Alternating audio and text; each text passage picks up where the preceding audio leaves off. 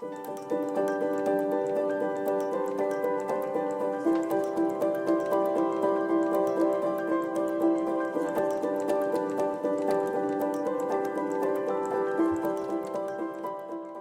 current wave of activity is a positive sign that digital governance is finally moving away from a niche to an established policy field.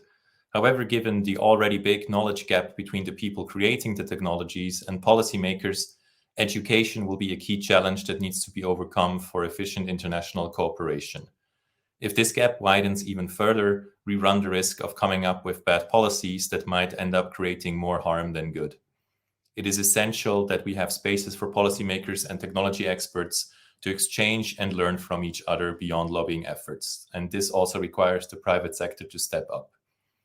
A second key challenge is to ensure inclusive processes, as digital technologies are no longer driven by states and directly affect citizens around the globe.